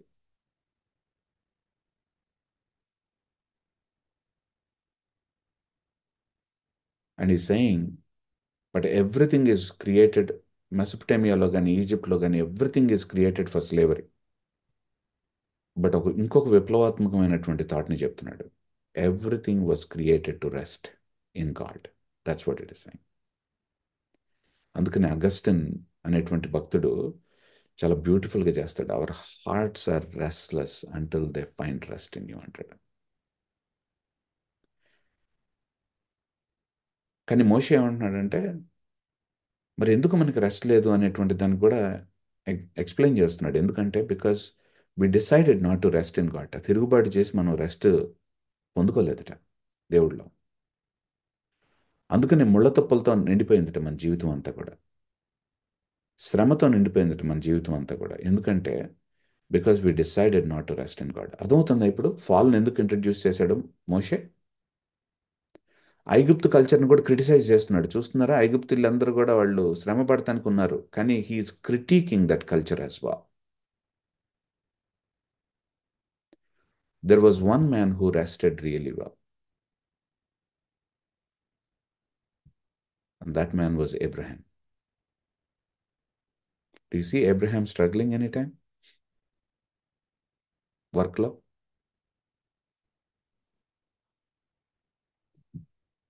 Because this man lived because faith in God. But even Atlantic man Goda, he says that that's not complete rest, because Abraham family was not really in the way that it was supposed to be. He had some painful things at all. So the story needs to go forward. Endukante because if Abraham had complete rest, then Abraham's life would have been perfect. Can Abraham's life was not perfect. We only see a glimpse of rest in Abraham. Abraham life లో rest యొక్క ఒక చినుకును మాత్రమే మనం చూస్తాం. Rest ఉంటే ఎట్లా ఉంటుంది అనేటువంటి ఒక చినుకును చూస్తాం. We see only a glimpse of that. అర్థమవుతుందా so far what I'm saying? Law as an introduction, sorry క్షమించండి, narrative as an introduction to the law. Moses యాక్చువల్గా 10 కమాండ్మెంట్స్ని ఇచ్చేటప్పుడు ఈ 10 కమాండ్మెంట్స్ అన్నిటినీ కూడా హోల్డ్ చేసేటువంటి కమాండ్ ఏంటో తెలుసా? Do you know what it is? Sabbath, విశ్రాంతి దినం. Love thy God, no, love thy neighbor. It is a 10 commandments law. Sabbath is the one actually that is holding all the commands together. ఇది విన్నటువంటి కొంతమంది పళ్ళు కొరికేసుకొని enamel పోగొట్టుకుంటారు.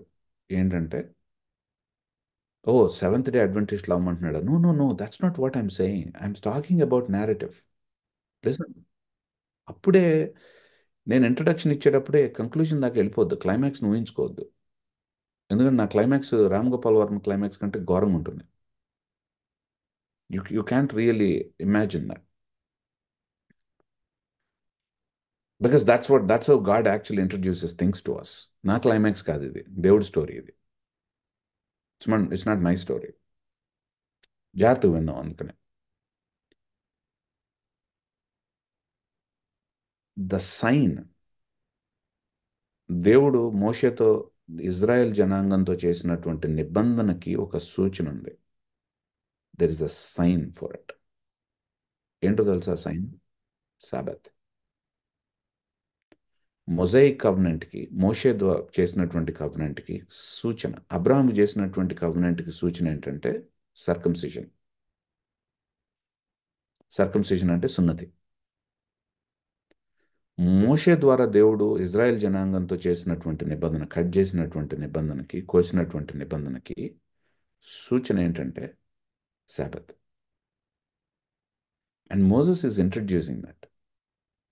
He is introducing the concept. He is saying that, guys, come on. We are created for rest. Rest in God. ఆ రెస్ట్ని మనకి రుచి చూడాలంటే, four taste కలగాలంటే, 1 day in a week, let's set it apart. And then let's think that we are not created to work. Productivity కోసమే మనం తయారు చేయబడ్డాం అనేటువంటిది కాదు. మన వాల్యూ సిస్టమ్ అంతా కూడా మన పని మీద కాదు. మన వాల్యూ సిస్టమ్ అంతా కూడా మనం సంపాదించే మన సంపాదన మీద కాదు. మన వాల్యూ సిస్టమ్ అంతా కూడా మన ఆస్తుల మీద కాదు. మన వాల్యూ సిస్టమ్ అంతా కూడా దేవుడే అనేటువంటిది జ్ఞాపకం చేసుకోవటానికి ప్రతి ఒక్క పనిని పక్కకు నెట్టేసి ఆ దినాన్ని మనం ఏం చేద్దామంటే దేవుడు ఇచ్చినటువంటి ప్రతిదాన్ని ఆస్వాదించడానికి ప్రయత్నిద్దాం. సబ్బాత్ రోజు సబ్బాత్ రోజు ఏం ఏరుకోవాల్సినటువంటి అవసరం కూడా లేదు. సబ్బాత్ ముందు రోజే ఏరుకుందాం. సో దేవుడు దానికి తగినంతగా దేవుడు మనకిస్తాడు. So let's just rest in God. Let's just enjoy the rest in God. So ఇది చేయాలంటే వాళ్ళు కంప్లీట్గా దేవుడి మీద ట్రస్ట్ చేయాలి. కానీ ట్రస్ట్ చేయలేకపోయారు. అరణ్యంలో వాళ్ళు చేసింది ఏంటంటే, దేవుణ్ణి నిజంగా మేము ట్రస్ట్ చేయగలమా లేదా? No, they couldn't trust God. So that's why they could not enter God's rest as well. దేవుడు నిజమైనటువంటి రెస్ట్ ఏంటి అనేటువంటిది చూపించడానికి మధ్యలో చాలా రకాలైనటువంటివి ఇంట్రడ్యూస్ చేసుకుంటూ వచ్చాడు. నిజమైనటువంటి విశ్రాంతి అంటే ఎట్లా ఉంటుంది? అగస్టిన్ మాట్లాడినటువంటి విశ్రాంతిని చూసారా? Our hearts are restless until they find rest in God అని. దాన్ని దేవుడు ఇంట్రడ్యూస్ చేయటానికి, అదంతే ఎట్లా ఉంటుందనే కేటగిరీని మన మనసులో ఇవ్వటానికి సబ్బాత్ అనేటువంటి విషయాన్ని ఇంట్రడ్యూస్ చేసి చూపించాడు. But that's only an introduction to the real Sabbath. ఇప్పుడు దేవుడిని రుచి చూచి యెహోవాని యెహోవా తెలుసుకోండి ఉత్తముడని అనేటువంటి మాట అనటానికి అసలు రుచి అనేటువంటిది మనకు అర్థం కావాలి కదా. రుచి చూడటం అనేటువంటిది మనకు అర్థం కావడానికి దేవుడు మనకి యాక్చువల్గా టేస్ట్ బడ్స్ ఇచ్చాడు. Oh then we can understand. Oh yeah that's right, యాక్చువల్గా రుచి అనేటువంటిది ఎట్లా ఉంటుందో మనకు అర్థమవుతుంది. కానీ బట్ నిజమైనటువంటి రుచి ఏంటనేటువంటిది మనకు అర్థం అవటానికి God has given some categories for us. అదేవిధంగా నిజమైనటువంటి విశ్రాంతి అనేటువంటిది మనకు అర్థం అవటానికి దేవుడు యాక్చువల్గా ఇహలోకంలో ఒక టాంజిబుల్గా మనం పట్టుకోగలగటానికి ఒక కేటగిరీని మనకి ఇచ్చాడు దేవుడు. దాన్ని సాబత్ అంటాం. బట్ దాన్ని పట్టుకొని వేలాడటం కాదు, సెవెంత్ డే అడ్వెంటిస్టులు వేలాడుతున్నట్టుగా. ఒక కేటగిరీని ఇవ్వటానికి, ఇంకో మాటలో చెప్పాలంటే, విశాఖపట్నం నేను వెళ్ళాలంటే నాకు ఒక ఫోటో చూపించారు రామకృష్ణ బీచ్ది. ఆ రామకృష్ణ బీచ్ ఫోటో చూపించిన తర్వాత అక్కడ మురీలు అమ్ముకునేటువంటి వాళ్ళు ఉన్నారు. తర్వాత ఆ ఫోటోలో చాలా విషయాలు కనిపిస్తున్నాయి నాకు. Sabbath is like that. నిజమైనటువంటి విశాఖపట్నం వెళ్ళినప్పుడు, నేను రామకృష్ణ బీచ్ దగ్గర నేను నడుచుకుంటూ వెళ్ళినప్పుడు, అక్కడ మురీలు తింటున్నప్పుడు, లేకపోతే వేరుశనగ పప్పులు యాక్చువల్గా వాళ్ళు తీస్తుంటున్నప్పుడు ఆ ఫీలింగ్ వేరు. That's a different feeling. దాన్ని ఇంట్రడ్యూస్ చేయడానికి they gave me actually a paper, and then ఆ పేపర్లో ఆ ఫోటోని వాళ్ళు ఇంట్రడ్యూస్ చేశారు. Sabbath was also like a picture of the reality. అందుకనే లాని నేనేమన్నానంటే, ఇట్స్ ఎ విండో, అదొక కిటికీ అని చెప్పాను. It's a window into something great.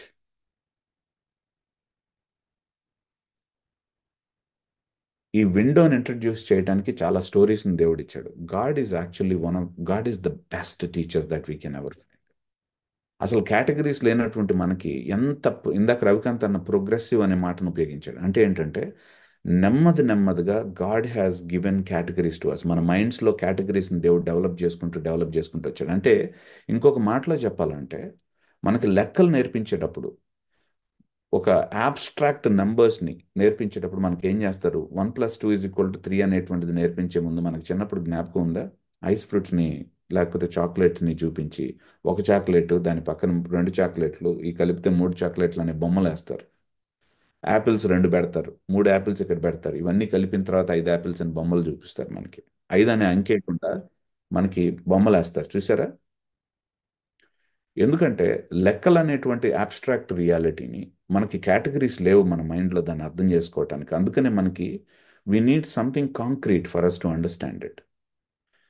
దేవుడు కూడా కేటగిరీస్ని ఇంట్రడ్యూస్ చేస్తున్నాడు. నేరేటివ్స్ ద్వారా ధర్మశాస్త్రాన్ని ఇంట్రడ్యూస్ చేస్తున్నాడు. ధర్మశాస్త్రం ద్వారా ఒక పెద్ద రియాలిటీని, ఒక అద్భుతమైనటువంటి ప్రపంచాన్ని దేవుడు అందులోకి తొంగి చూడటానికి విండోగా పెట్టాడు దాన్ని. Are you guys getting it so far what I'm saying?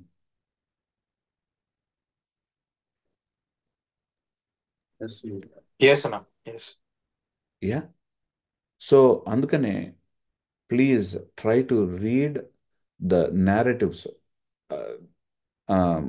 Towards యాక్చువల్గా టువర్డ్స్ లా. ధర్మశాస్త్రం వైపు చదువుతాం నేరేటివ్స్ని. And law has actually the shaping nature. మనల్ని షేపింగ్ నేచర్ ఉంది. అంటే నిజమైనటువంటి నిజమైనటువంటి డిసైపుల్షిప్ ఎట్లా ఉంటుంది అనేటువంటిది. నేను ఒక ఎగ్జాంపుల్ చెప్తాను. సో ఫర్ ఇన్స్టెన్స్, లా దగ్గరికి వచ్చినప్పుడు నేను I will explain that more. కానీ what I want to say is మన కోసం మనం జీవిస్తే ఎట్లా ఉంటుంది అనేటువంటిది ఒక స్టోరీ, ఒక కేటగిరీని ఒక స్టోరీ ఫార్మ్లో ఇంట్రడ్యూస్ చేశాడు. అంటే ఇంకొక మాటలో చెప్పాలంటే దేవుడికి మనం అరకొరగా ఇస్తే, దేవుడికి మనం పూర్ణ హృదయంతో మనం దేవుడికి సమర్పణ ఇవ్వకపోతే ఏమవుతుంది అనేటువంటిది ఒక కేటగిరీ, ఒక స్టోరీలో ఇంట్రడ్యూస్ చేశాడు మోషే. ఎవరి స్టోరీ అది?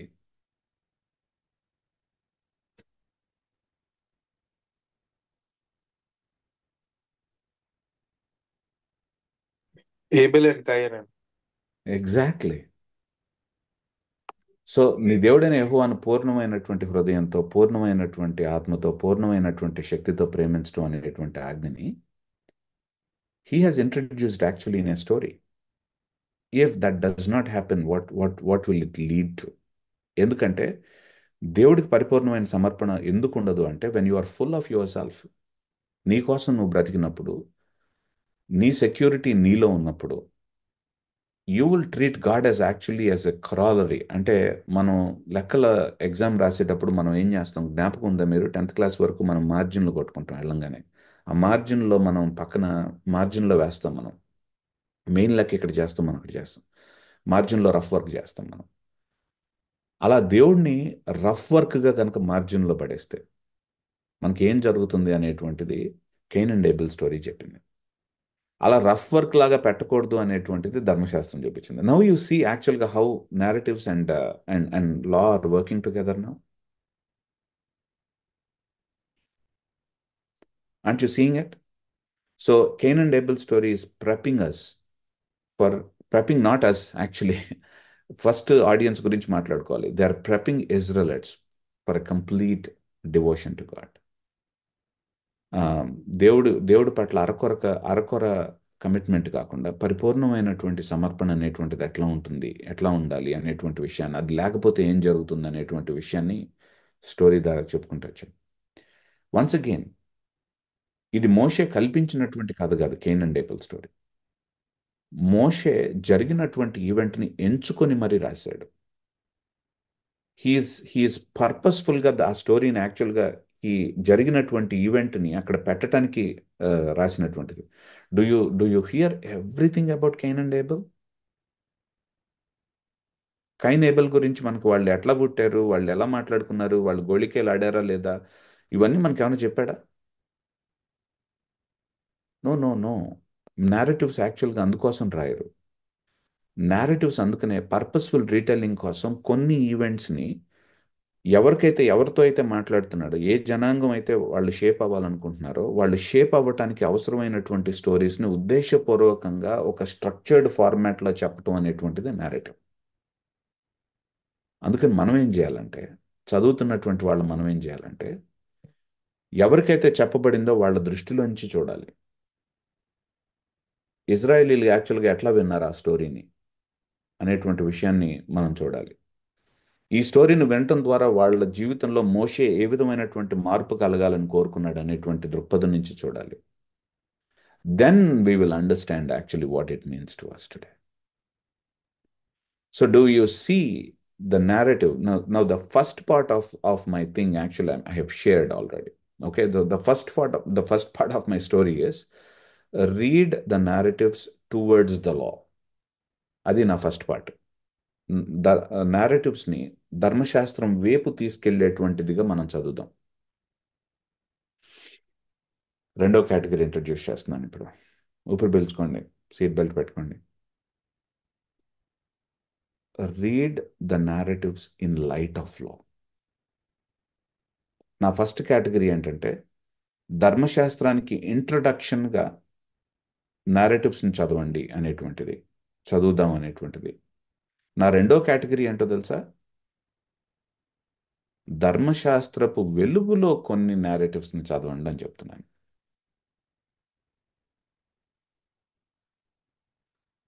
రియల్లీ ధర్మశాస్త్రపు వెలుగులో చదవాలా కొన్ని నేరేటివ్స్ని. Okay, let's talk about it.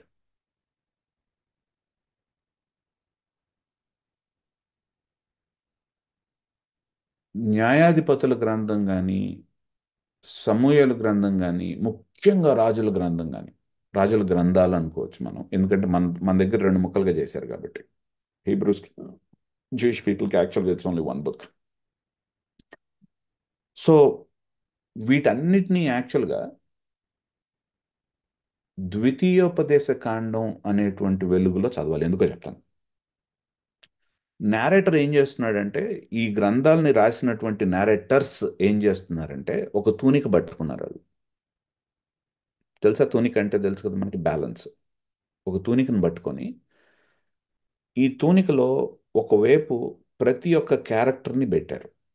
A characters అంటే న్యాయాధిపతుల గ్రంథంలో ఉన్నటువంటి క్యారెక్టర్స్ అందరినీ ఒక్కొక్క క్యారెక్టర్ని పెట్టుకుంటూ వచ్చారు. సంసోన్ని పెట్టారు, దానికి ముందు మనకి వి హ్యావ్ జెఫ్తాని పెట్టారు, దాని ముందు మనకి ఉన్నటువంటి characters. So we have this guy గిడియన్ని పెట్టుకుంటూ వచ్చారు. వీళ్ళందరినీ దే హ్యావ్ పుట్ ఒక్కొక్క క్యారెక్టర్ని పెట్టారు. కానీ తూనికలో వేరే పళ్ళెం ఉంటుంది కదా, ఒక పళ్ళెంలో వీళ్ళని పెట్టారు కరెక్టే, ఇంకో పళ్ళెంలో ఎవరిని పెట్టారో తెలుసా? వాళ్ళు ధర్మశాస్త్రాన్ని పెట్టారు, ముఖ్యంగా ద్వితీయోపదేశ కాండాన్ని పెట్టారు. నిజంగా ద్వితీయోపదేశ కాండంలో దేవుడిచ్చినటువంటి సంస్కృతికి తగ్గట్టుగా వీళ్ళ జీవితాలు తూగుతున్నాయా లేదా? సో నేరేటర్ ఏం చేస్తున్నాడంటే ద్వితీయోపదేశ కాండం అనేటువంటి వెలుగులో ప్రతి ఒక్క జీవితాన్ని చూస్తున్నాడు. కాబట్టి హెర్మన్యూటిక్స్లో మనం చేయాల్సినటువంటి పని ఏంటంటే we have to read actually how the narrator wrote. So వీళ్ళ జీవితాలు తూగుతున్నాయా లేదా అనేటువంటిది మనం ద్వితీయోపదేశ కాండపు వెలుగులో మనం వేసుకొని చూడాలి. సో ద్వితీయోపదేశ కాండం అనేటువంటి వెలుగులో తూనిక అని చెప్పాను కదా, తూనికలో రెండు పళ్ళాలు ఉంటాయి. ఒక పళ్ళెంలో యాక్చువల్గా ధర్మశాస్త్రాన్ని పెట్టారు, ఇంకొక పళ్ళెంలో ఒక్కొక్క క్యారెక్టర్ని పెట్టుకుంటూ వచ్చారు. చిన్న ఎగ్జాంపుల్ మచ్చుకు చెప్తాను and then we will move forward. Okay, Samson లైఫ్ని మనం చూసేటప్పుడు చాలా మందికి తెలిసింది ఏంటంటే సామ్సన్ లైఫ్లో ఓన్లీ అన్ఫార్చునేట్లీ చాలా బాధ కలిగించేటువంటి అంశం, అమ్మాయిల జోలికి వెళ్ళాడు, సర్వనాశనం అయిపోయాడు. ఇంతవరకే తెలుసు మనకి శాంసన్ స్టోరీ. కాబట్టి మన వాళ్ళు ఏం చేస్తారంటే అమ్మాయిల జోలికి వెళ్ళబాకరా. ఇంకొక ఇది కూడా తెలుస్తుంది శాంసన్ స్టోరీలో, మంచి బాడీ బిల్డర్ కూడా అమ్మాయిల జోలికి వెళ్తే అట్ట అయిపోతాడు. మనం నేర్చుకునేటువంటి స్టోరీ అది శాంసన్ లైఫ్ నుంచి. ఎందుకంటే మనం వి డోంట్ రీడ్ హెర్మన్యూటిక్స్ మనం ఉపయోగించాం. నేరేటర్ ఎలా రాస్తాడో తెలుసా దాన్ని? అమ్మాయిల జోలికి వెళ్ళటం అనేటువంటిది కాదు మెయిన్ పాయింట్. అఫ్ కోర్స్ వెళ్ళాడు, కానీ ఎందుకు వెళ్ళాడు అనేటువంటిది చెప్తున్నాడు అక్కడ.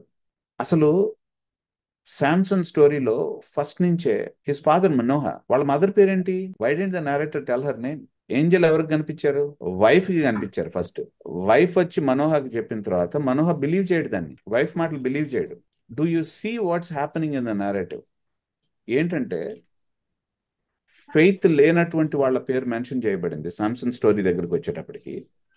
అంటే జడ్జెస్ బిగినింగ్ లో ఫెయిత్ ఉన్నటువంటి వాళ్ళ పేర్లు మెన్షన్ చేయబడితే, జడ్జెస్ చివరికి వచ్చేటప్పటికి ఫెయిత్ లేనటువంటి వాళ్ళ పేర్లు మెన్షన్ చేయబడుతున్నాయి. Are you guys seeing what I'm saying right now? మొదటి జడ్జ్ ఎవరైతే ఉన్నారో వాళ్ళ పేర్లు మెన్షన్ చేయబడ్డాయి. Judges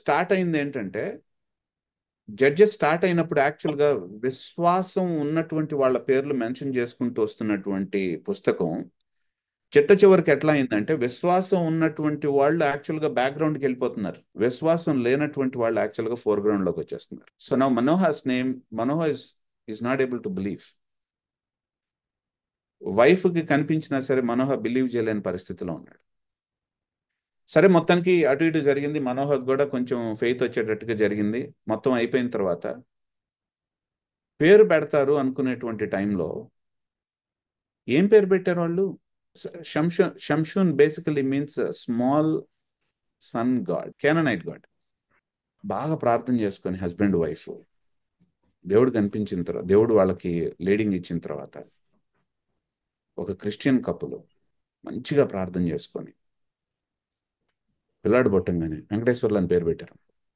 I'm not saying there is something wrong with that name. What I'm saying is, ఈ కాంటెక్స్ లో, ఈ స్టోరీలో it doesn't make sense. Why would they name him actually sun god అని? అంటే యూ కెన్ సీ ద్వితీయోపదేశ కాండంలో మీరు వాళ్ళతో కలవద్దు, అక్కడ ఉన్నటువంటి లోకల్ రిలీజియన్, క్యాననైట్ రిలీజియన్స్ ఏవైతే ఉన్నాయో, క్యాననైట్ కల్చర్తో ఏదైతే ఉందో దాన్ని మీరు కలవద్దు, మీకు హెవెన్లీ కల్చర్ యాక్చువల్గా ధర్మశాస్త్రంలో ఇవ్వందని ఏ ధర్మశాస్త్రం అయితే చెప్పిందో, they are going completely in an opposite direction. narrative లో they become one with the Canaanite culture. The great Samson's parents actually, especially Manohar, he has gone in a completely different direction. ఆ narrative లో మనం చదివేటప్పుడు అరే భలే ఉంది, భలే ఉంది, భలే ఉంది, ఫస్ట్ నమ్మలేకపోతున్నాడు ఏంటి మనోడు అనుకుంటాం ఆ కథ చెప్పేటప్పుడు. ఇంకా చెప్పు, విందాం విందాం విందాం అనుకుని వింటున్నాం. అది వింటుంటే అబ్బా, లాస్ట్కి నాయన మంచి పని అయింది, ఇద్దరు మంచి విశ్వాసంకి వచ్చారు, హస్బెండ్ అండ్ వైఫ్, మనోహ వాళ్ళ భార్య అనుకున్న టైంలో పిల్లాడు పుట్టాడు. దేవుడు నిజంగా తన వాగ్దానాన్ని నెరవేర్చుకున్నాడు అనగానే టపామను యాక్చువల్గా పేరు వదిలేటప్పటికి వెంకటేశ్వర్లని, ఒరే ఏంట్రా మీరు చేస్తుంది అంటే ఒక ఆశ్చర్యానికి గురి చేయటం ద నారేటివ్లో. అంటే స్టార్టింగ్ నుంచే యాక్చువల్గా there is a half hearted devotion start అయింది శాంసన్ లైఫ్లో. శాంసన్ని నాజరైట్ గా చేసుకోవాలి, ఓకే, నాజరైట్ వావ్ని ఇచ్చారు. ఎలా తెలుస్తుంది మనకి నాజరైట్ అంటే ఏంటనేది? నాజీర్ అనేటువంటి ఆ వావు గురించి మనకి ఎట్లా తెలుస్తుంది? ఎక్కడ చదవాలి మనం దాని గురించి? ధర్మశాస్త్రంలో ఇవ్వబడింది. You never know what a Nazirite vow is if you don't know what how it is said in the law. ధర్మశాస్త్రాన్ని చదవకపోతే మనకు తెలియదు.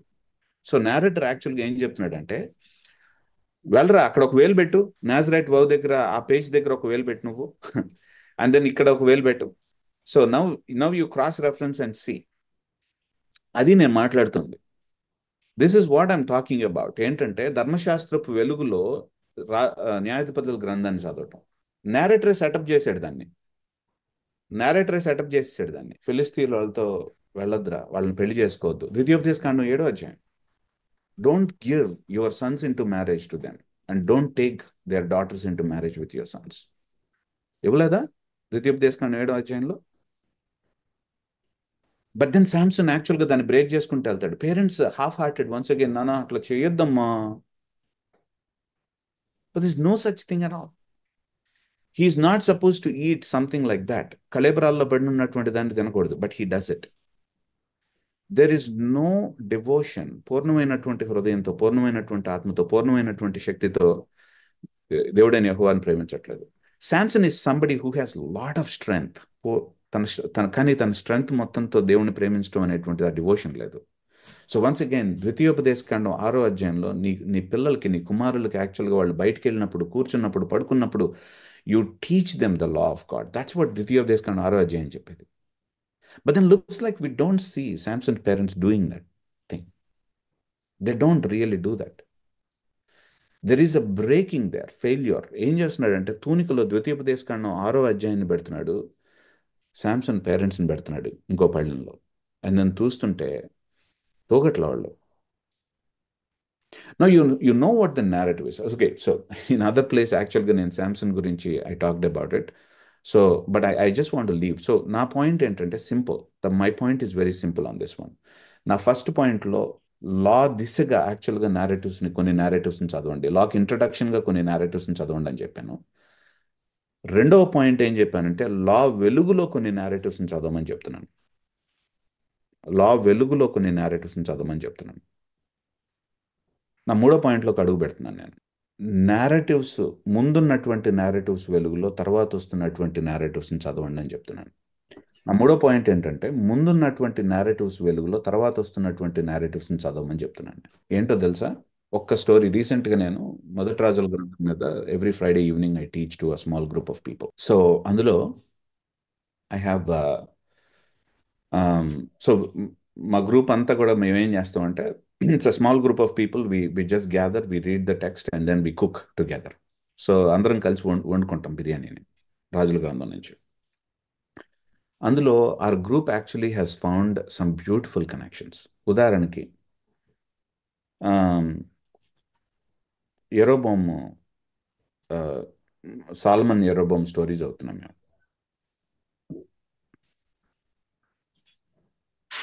సాల్మన్ జెరోబోమ్ స్టోరీస్ అవుతున్నప్పుడు నేను ఒకసారి ఆ స్టోరీని నేరేటర్ చెప్పినటువంటి పాయింట్ని కట్టే కొట్టే తెచ్చేలాగా చెప్తాను. మీరు వినండి. ఇందులో మీకు ఏ స్టోరీ, ముందున్నటువంటి ఏ స్టోరీ వినిపిస్తుందో జాగ్రత్తగా వినండి. సొలొమోన్ ఇజ్రాయెల్ రాజు. ఇజ్రాయేలు తన యొక్క ప్రాజెక్టుల కోసం, తన యొక్క అద్భుతమైనటువంటి ప్రాజెక్టుల కోసం ఇజ్రాయేలీల మీద విపరీతమైనటువంటి ట్యాక్సులు వేసి తన ప్రాజెక్టులు చేసుకుంటున్నాడు. ఇజ్రాయేలీలు విసికి వేసారిపోయారు. సొలొమోన్ చచ్చిపోయిన తర్వాత ఇంకొకటి, సో ఇంకా అప్పుడే వెళ్ళొద్దు, చచ్చిపోయేదాకా వెళ్ళొద్దు, ఇంకొంచెం ఉంది స్టోరీ చెప్పడానికి. సొలొమోన్ ఏం చేశాడంటే చాలా గుర్రాల్ని అక్యుములేట్ చేసుకున్నాడు. పీస్ని కోరుకున్నాడు, అంటే తన సామ్రాజ్యంలో పీస్ ఉండాలని కోరుకున్నాడు. ఆ పీస్ కోసం ఏం చేశాడంటే చుట్టుపక్కల ఉన్నటువంటి సామ్రాజ్యాలు ఏవైతే ఉన్నాయో, లేకపోతే రాజ్యాలు ఏవైతే ఉన్నాయో వాళ్ళందరితో మ్యారేజ్ కనెక్షన్స్ పెట్టుకున్నాడు. వాళ్ళ ఆడపిల్లల్ని పెళ్లి చేసుకున్నాడు. ఎందుకంటే వాళ్ళు కనుక మామూలు అయితే ఈయనకి చాలా కూల్గా ఉంటుంది, పీస్గా ఉంటుంది, వీళ్ళు వచ్చి కొట్టరు కదండి. అలాగా పీస్ఫుల్గా తను లింక్ పెట్టుకున్నటువంటి వాళ్ళలో ఐగుప్తు రాజు అయినటువంటి ఫరో కూడా ఉన్నాడు. ఫరో వాళ్ళ భార్యను, ఫరో వాళ్ళ కూతురును కూడా సొలొమోన్ పెళ్లి చేసుకున్నాడు. భయంకరమైనటువంటి చాలా రథాలని పోగు చేసుకున్నాడు, చాలా హార్సెస్ని, అంటే చాలా గుర్రాలను పోగు చేసుకున్నాడు. ద్వితీయోపదేశకాండం 18వ అధ్యాయంలో 17-18 అధ్యాయాల్లో అసలు రాజుకు ఉండాల్సినటువంటి, ఇజ్రాయెల్ రాజుకు ఉండాల్సినటువంటి లక్షణాలు చెప్పారు. ఏంటంటే గుర్రాలను పోగేసుకోకూడదు, యుద్ధకాంక్ష కలిగినటువంటి వాడిగా ఉండకూడదు, తన తన సామ్రాజ్య వ్యాప్తి కోసం, తన సామ్రాజ్యంలో సమాధానం కోసం యెహోవా మీద ఆధారపడేటువంటి వాడిగా ఉండాలి, కానీ పెళ్లిళ్ళు చేసుకొని సమాధానం తెచ్చుకునేవాడిలాగా ఉండకూడదు. ద్వితీయోపదేశకాండం మాట్లాడుతుంది. నేరేటర్ ఏం చెప్తున్నాడు ఇక్కడ సొలొమోన్ జీవితాన్ని గురించి? తూనికలో పెట్టి ఒక పళ్ళెంలో సొలొమోన్ లైఫ్ పెడితే ఇంకో పళ్ళెంలో దేన్ని పెట్టాడు? ద్వితీయోపదేశకాండాన్ని పెట్టాడు. ఓకే, ఇంతవరకు నేను చెప్పాను ఇంతకు ముందే మీకు లా యొక్క ధర్మశాస్త్రం యొక్క వెలుగులో నేరేటివ్స్ని చదవమని చెప్పాను. ఇక్కడ వరకు ఓకే. రెండో పాయింట్ మీకు అర్థమైంది. కానీ ఇప్పుడు నేను నేను ఇంకో దాంట్లో అడుగు పెడుతున్నా చూడండి. ఇతను చేస్తున్నటువంటి దెబ్బకి జెరోబోమ్ అనే అతను పారిపోయాడు. సొలొమోను అతన్ని చంపటానికి ప్రయత్నించాడు. తనకి థ్రెట్ అవుతాడేమో జెరోబోము అనేటువంటి ఉద్దేశంలో, జెరోబోము తనకి థ్రెట్ అవుతాడేమో అనేటువంటి ఉద్దేశంలో సొలొమోను జెరోబోముని చంపబోతే జెరోబోము ఐగుప్తుకు పారిపోయాడు. ఐగుప్తులో సొలొమోను చనిపోయిన తర్వాత రెహబోము తన కొడుకు చేస్తున్నటువంటి అకృత్యాలు, అంటే మా నాన్న కనుక కొరడా వేస్తే నేనేం చేస్తానంటే ఆ కొరడాకి మేకులు కట్టి మరి మీ మీ వీపులు చీలుస్తానని చెప్తున్నాడు యెరోబోము.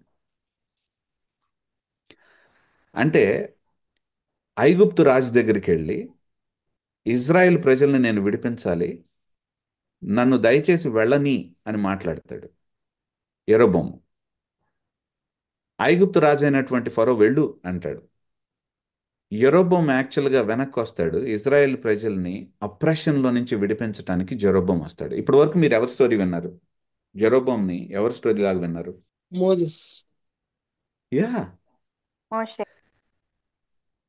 Do you see? అంటే ఇక్కడ ఫరో ఎవరు? రెహబాం, సొలొమోను కొడుకైనటువంటి రెహబాం. అంటే ఫరో ఎక్కడో లేడు, ఐగుప్తులో లేడు. ఫరో యాక్చువల్గా దేవుని ప్రజల మధ్యలోనే ఉన్నాడు ఇప్పుడు. అంటే ఐగుప్తుతో ఇజ్రాయెల్ ఎంత మిళితం అయిపోయిందో చూసారా మీరు? ఈజిప్షియన్ కల్చర్ని ఎట్లా తెచ్చుకుందో చూసారా మీరు? Are you understanding now what I'm saying? So రెండోది, ఓకే,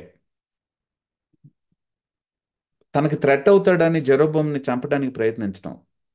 ఇప్పుడు సొలొమోను ఎట్లా తయారయ్యాడు?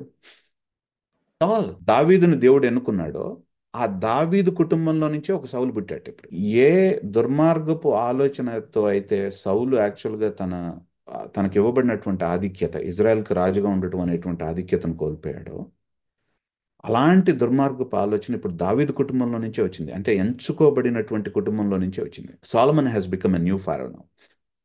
సొలొమన్ కొడుకు యాక్చువల్గా ఇంకొక న్యూ ఫారో నౌ. ఫరో రాజులాగా ప్రవర్తించడం మొదలుపెట్టాడు. యెరోబోంట వెనక్కి వచ్చాట మోషేలాగా. కానీ మోషేలాగా వచ్చిన తర్వాత యెరోబోం ఏం చేశాడు చూడండి. యెరోబోము ఐగుప్తుల నుంచి మిమ్మల్ని తీసుకొచ్చినటువంటి దేవతలు ఇవే అని దూడలను తయారు చేశాట. ఇక్కడ ఎవరిలాగా ప్రవర్తిస్తున్నాడు? ఆ తర్వాత ఏం చేశాడంటే యెరోబోము మోషే దగ్గర మొదలైనటువంటి జెరోబోము పడిపోయినటువంటి అహరోన్ లాగా దూడలను తయారు చేశాడు. అంటే ఇంకొంచెం స్లిప్ అయ్యాడు అక్కడ. ఆ తర్వాత జెరోబోం స్టోరీ మొత్తం నేను చెప్పట్లేదు కానీ, but I just want to see కొన్ని మజిలీలు చెప్పడానికి ప్రయత్నిస్తున్నాను. షిలోహులో ఒక ప్రవక్త ఉన్నట్టు, అబీజా అనేటువంటి ప్రవక్త. ఆయనకి కళ్ళు కనిపించవు ఎడదిరిగి.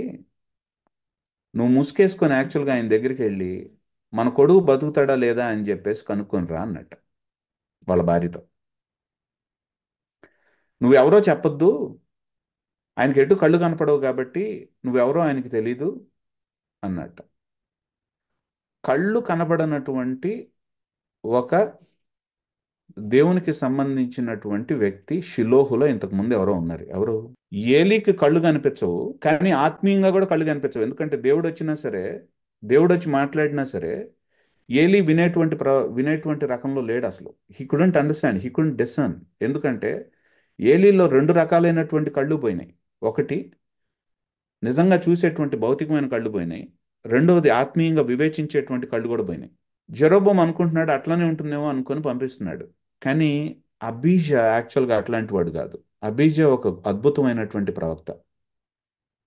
ఏం చెప్తున్నాడంటే, ఆమె వచ్చి రావడంతోనే ఆమెను చూడకుండానే యాక్చువల్గా ఎందుకు నువ్వు ముసుకేసుకొని వచ్చావు అని అడుగుతున్నాడు. అంటే కళ్ళు కనిపించకపోయినా సరే షిలోహులో దేవుని యొక్క ప్రవక్తలు ఉన్నారు. అంటే సమూయేలు తర్వాత వచ్చేటువంటి ప్రవక్తలు ఉన్నారు. ఓకే, అర్థమవుతుందా నేను చెప్పేటువంటిది? ముందున్నటువంటి నేరేటివ్స్ యొక్క దృష్టిలో తర్వాత ఉన్నటువంటి నేరేటివ్స్ని ఆ వెలుగులో చదువుతున్నప్పుడు యూ అండర్స్టాండ్, యూ సీ షిలోహులో యాక్చువల్గా నాశనం అయిపోలేదు. ఇవంతా ఎందుకు ప్రవక్తల గురించి ఇంతగా మాట్లాడుతున్నాడంటే, రాజుల గ్రంథంలో రాజులు సర్వనాశనం అయిపోయారు, కానీ దేవుడు తన యొక్క ప్రణాళికను కోల్పోవట్లేదు. ఎందుకంటే దేవుడు ఒక రకమైనటువంటి జనాంగాన్ని, ఇజ్రాయేలు నిజమైనటువంటి దైవ సంస్కృతిని కాపాడటానికి ఒక రకమైనటువంటి జనాంగాన్ని ఎంచుకున్నాడు దేవుడు. వాళ్ళు ఎవరో తెలుసా? ప్రవక్తలు. ఈ ప్రవక్తలందరిలో దొంగ ప్రవక్తల్ని ఇంట్రడ్యూస్ చేస్తాడు ఇక్కడ. ఇంట్రడక్షన్లోని దొంగ ప్రవక్తలు ఉంటారు. ఎవడు వాడు వచ్చి చేయదురా పని అంటే వాడు ఎర్రబొమ్మ దగ్గరికి వెళ్ళి తింటాడు, వాడిని సింహం వాడిని చంపేస్తుంది కానీ తినదు. ఇవన్నీ గుర్తుంది కదా మీకు. అంటే ఒకవేళ ఈ నేరేటివ్ మీకు కనుక తెలియకపోతే ఏం ఫీల్ అవ్వద్దు. నేనేం చెప్తున్నానంటే మీకు తెలుసు అనుకొని ఈ మాట చెప్పాను. ఒకవేళ అర్థం కాకపోయినా దట్స్ ఓకే. ఒకటే అర్థం చేసుకోండి. రాజుల గ్రంథం బిగినింగ్లోనే యూసి మొదటి 10 అధ్యాయాలు మొదటి 13, 14 అధ్యాయాల్లోనే దెర్ ఈజ్ అన్ ఇంట్రడక్షన్ రాజుల యొక్క ఫెయిల్యూర్. కానీ రాజులు ఫెయిల్ అయినా సరే ఇజ్రాయెల్లో దేవుడు తన యొక్క సంస్కృతిని కాపాడేటువంటి ఒక రకమైనటువంటి జనాంగాన్ని ఏర్పరచుకోవటం. ఆ జనాంగంలో కూడా కొంతమంది ఫేకులు ఉంటారు, కొంతమంది మంచి వాళ్ళు ఉంటారు అనేటువంటి విషయాన్ని చెప్పటం. కానీ ఈ మంచి వాళ్ళు దేవుడి కోసం దేవుడి సంస్కృతిని నిలబెట్టేటువంటి వాళ్ళు ఎవరు అనేటువంటిది అంతా కూడా నేరేటివ్ రాజుల గ్రంథం అంతా కూడా దేని దగ్గరకు మూవ్ అవుతుందో తెలుసా? ఇద్దరు ప్రవక్తల వైపు మూవ్ అవుతుంది. ఎవరు వాళ్ళు? ఏలియా, ఎలీషా. ఈ పుస్తకం తీసుకున్నారనుకో, ఈ పుస్తకానికి దీన్ని ఏమంటాం? This is holding the whole book together కదా. ఈ అన్ని పేజీలని దిస్ ఈస్ హోల్డింగ్ టుగెదర్, అవునా కదా? దీని స్పైన్ అంటాం. ఈ spine is holding all the books, all the pages together. రాజుల గ్రంథం మొత్తానికి స్పైన్ ఏంటో తెలుసా? ఏలియా అండ్ ఎలీషా. అంటే బుక్కి మధ్యలో ఉన్నటువంటిది స్పైన్ యాక్చువల్గా వాళ్ళిద్దరు అనమాట. God is doing a new thing. ఇంకొక ఉదాహరణ చెప్పి నేను క్లోజ్ చేస్తాను.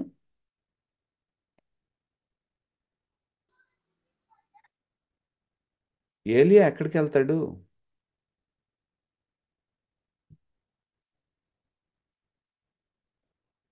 తను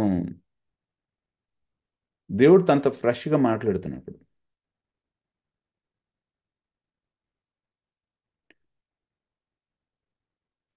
ఏదైతే ధర్మశాస్త్రాన్ని మోషే రిసీవ్ చేసుకున్నాడో, ఏలియా దగ్గర ఒక క్రూషియల్ టర్నింగ్ పాయింట్, అంటే కొండ మీద మోషే ధర్మశాస్త్రం రిసీవ్ చేసుకున్నట్టు అనేటువంటిది టర్నింగ్ పాయింట్ అయితే, ఏలియా అక్కడికే వెళ్ళి he's he's giving a turning point. ఏంటంటే ఇజ్రాయెల్ ఇక రిఫార్మ్ కాదు, ఇక ఇజ్రాయెల్ జడ్జ్మెంట్ కిందకి వెళ్ళబోతుంది అనేటువంటిది. ఏలియా దగ్గర నుంచి the whole story has change towards judgement. అప్పటిదాకా ప్రవక్తలు ఏంటంటే ఇజ్రాయెల్ని పునరుద్ధరించడానికి వచ్చినటువంటి ప్రవక్తలు. ఇక్కడి నుంచి ప్రవక్తలు ఏంటంటే ఇజ్రాయెల్ తథ్యం రా, వీళ్ళ మీద తీర్పు రావటం తథ్యం, వీళ్ళు ఖచ్చితంగా వీళ్ళు చెరలోకి వెళ్ళటం తథ్యం. కానీ దేవుడు అక్కడితో ఆగడు, దేవుడు మళ్ళీ వాళ్ళని తీసుకొచ్చి రిస్టోర్ చేస్తాడు అని చెప్పేటువంటి విభాగం ప్రవక్తల యొక్క స్టోరీ అక్కడి నుంచి డిఫరెంట్ డిఫరెంట్ టర్న్ తీసుకుంది. Will talk more about it prophets దగ్గరికి వచ్చిన తర్వాత. But I want just to see this one. ఏంటంటే read the narratives in light of other narratives. narratives-ని ఇంకొక లైట్లో చదువుదాం. ఇంకొక ముందొస్తున్నటువంటి narratives యొక్క వెలుగులో చదువుదాం. ఐసింగ్ ఆన్ ద కేక్ 4వ కేటగిరీ. నేను రెండు మూడు మాటలు చెప్పి ముగిస్తాను దీని మీద. Icing on the story, icing on the cake ఏంటంటే మనకి గాస్పల్స్ ఆర్ narratives ఆల్సో. శిఖరం అంటాను చూసావా? ఆ శిఖరం మీదకు వెళ్ళి కనుక మనం చూస్తే మొత్తం కనిపించేస్తుంది మనకి కదా. ఆ ల్యాండ్స్కేప్ అంతా బ్యూటిఫుల్గా కనిపిస్తుంది కదా. Gospels are that. సువార్తలు ఏంటంటే దే ఆర్ యాక్చువల్గా శిఖరం మీద పెట్టబడినటువంటివి. So they are actually the pinnacle of the mountain of the Bible. అందుకనే if you really need to understand the gospels beautifully, you have to climb the mountains. గాస్పల్స్లో ఉన్నటువంటి beauty ఏంటో తెలుసా? ఒక సింపుల్ పర్సన్కి, ఇవన్నీ తెలియనటువంటి పర్సన్కి కూడా జీసస్ క్రైస్ట్ యొక్క లైఫ్ పట్ల ఒక అవగాహన వచ్చేస్తుంది అవి చదివితే. But at the same time యాక్చువల్గా గాస్పల్స్లో ఉన్నటువంటి ఇంకొక విచిత్రమైనటువంటిది విషయం ఏమిటంటే, అందులో ఉన్నటువంటి మాధుర్యాన్ని పూర్తిగా అనుభవించాలంటే అవి దేని మీద నిలబడ్డాయో దాన్ని మొత్తం చదువుకుంటూ వస్తే యూ కెన్ అండర్స్టాండ్. ఇంకొక మాటలో చెప్పాలంటే గాస్పల్స్ ఎట్లాంటివంటే ఒక చిన్న పిల్లవాడు ఈదగలిగినంత, ఒక చిన్న ఈత రానటువంటి ఒక చిన్న పసికందు కూడా ఆ గాస్పల్స్లో ఈదగలడు. అట్ ద సేమ్ టైం ఏనుగు కూడా యాక్చువల్గా అందులో మునగలదు. It has actually the understanding, it provides the understanding ఏంటంటే సింపుల్ పీపుల్కి సింపుల్ అండర్స్టాండింగ్ ఇచ్చేంత gospels, but at the same time they are also very deep. That ఏనుగు కూడా మునిగిపోయేంత డెప్త్ ఉంది అందులో. ఈ గాస్పల్స్లో ఉన్నటువంటి బ్యూటీ అట్లాంటిది అనమాట. So we should never actually say that ఒక పసికందులాగా నేను నేను నేను అందులో దూకినప్పుడు నేను మునగలేదు కాబట్టి గాస్పల్స్ అంతే అనుకోవటం యాక్చువల్గా భ్రమ. ఎందుకంటే నెక్స్ట్ మూమెంట్ ఒక ఏనుగును తోసారంటే అది మునిగిపోతుంది అందులో. సో గాస్పల్స్ దగ్గరికి వచ్చినప్పుడు ఇంకొంచెం నేను దాన్ని ఎక్స్ప్లెయిన్ చేసుకుంటూ వస్తాను. ఎందుకంటే గాస్పల్స్ దగ్గరికి వెళ్ళాలంటే శిఖరం అని చెప్పాను కదా, మరి శిఖరం దగ్గరికి తర్వాతే కదా మనం వచ్చేది. ఎందుకంటే ముందు ఎక్కుకుంటూ వెళ్ళాలి కదా. మనం ఇప్పుడు ఏం చేసామంటే సీనాయి పర్వతం దగ్గరికి కొన్ని మెట్లు ఎక్కాం first. We have actually climb little bit that. So this is what the narratives are. 4 points recap చేసుకుందాం. 1, read narratives as an introduction to the law. పరలోక సంస్కృతికి విండో ధర్మశాస్త్రం అనేటువంటిది. ఆ విండోని మనకి విండో దగ్గరకు తీసుకెళ్ళటానికి నేరేటివ్ అనేటువంటిది, అంతకు ముందు వచ్చినటువంటి కథలన్నీ కూడా these are actual introductions. 2, read the narratives in the light of law. అంటే తర్వాత వచ్చినటువంటి నేరేటివ్స్ ఏవైతే ఉన్నాయో, రూత్ కానీ, న్యాయాధిపతుల గ్రంథం కానీ, మొదటి 2 సమూయేలు గ్రంథాలు కానీ, రాజుల గ్రంథం కానీ, ఇవన్నీ కూడా యాక్చువల్గా ఏంటంటే ధర్మశాస్త్రం అనేటువంటి తూనికలో పెట్టి మనం ధర్మశాస్త్రపు వెలుగులో చదివితేనే it makes sense to us. Otherwise we don't understand. Samson ఒక గొప్ప హీరోలాగా చూస్తాం కానీ ఏ విధంగా సంసోన్ డివోషన్లో ఫెయిల్ అయ్యాడు అనేటువంటిది మనం చూడం. At the same time we think Samson as a hero, కానీ నిజమైనటువంటి హీరోని న్యాయాధిపతుల గ్రంథంలో మిస్ అయిపోతాం మనం. ఎవరు నిజమైనటువంటి hero? God. God is the true hero of the judges. ఎందుకంటే న్యాయాధిపతుల గ్రంథంలో ఎంత భయంకరంగా యెహోవాని బిట్రే చేసినప్పటికీ కూడా, ఆయన్ని మోసం చేసినప్పటికీ కూడా ఇజ్రాయేలీలు, ఆయన ఏ విధంగా ఇజ్రాయెల్ పట్ల కమిట్మెంట్ని కలిగి ఉన్నాడు, ఏ విధంగా వాళ్ళని తన ప్రణాళిక వైపు, తన ప్రణాళిక కోసం ఉపయోగించుకుంటూ తన ప్రణాళికను ముందుకు తీసుకెళ్తున్నాడు ఇట్లాంటి జనాంగాన్ని కూడా, అనేటువంటి విషయాన్ని మనం మిస్ అయిపోతాం. So we have to understand, ఇవన్నీ కూడా మనం ధర్మశాస్త్ర వెలుగులో చదవాలి. 3వ పాయింట్, ధర్మశాస్త్ర నేరేటివ్స్ని తర్వాత వస్తున్నటువంటి నేరేటివ్స్ని ముందున్నటువంటి నేరేటివ్స్ యొక్క వెలుగులో చదవాలి. సో 4వ పాయింట్, అన్నిటికంటే గొప్ప నేరేటివ్ బైబిల్లో, బ్యూటిఫుల్ నేరేటివ్ ఏంటంటే యేసు ప్రభు యొక్క బయోగ్రఫీస్. దీన్ని థియలాజికల్ బయోగ్రఫీస్ అంటాం. దాని తర్వాత నేను ఇంట్రడ్యూస్ చేస్తాను ఆ కేటగిరీస్ని. ఇది ఒక శిఖరం లాంటిది. దీని మీద నిలబడి కనుక మనం చూస్తే పాత నిబంధన గ్రంథమే కాదు కదా, ఎవ్రీథింగ్ యాక్చువల్లీ మేక్ సెన్స్. నిజానికి చెప్పాలంటే we understand what rest is. అసలు శాబత్ అంటే ఏంటో మనకు అర్థమైపోతుంది. పాత నిబంధన గ్రంథంలో శిఖరం మీద ఎక్కకుండా చూసేటువంటి వాళ్ళు 7th day అడ్వెంటిస్టులు.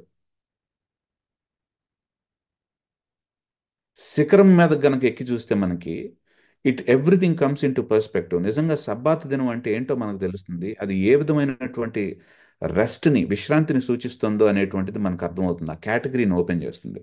So we need to understand. అందుకనే గాస్పల్స్ని శిఖరం మీద నుంచి చూసి మనం బైబిల్ మొత్తాన్ని చదవాలి. అంటే read the gospels in the light of the everything that comes before. ఇంతకు ముందు కనిపించినటువంటి ప్రతి ఒక్కదాని యొక్క వెలుగులో సువార్తను చదువుదాం.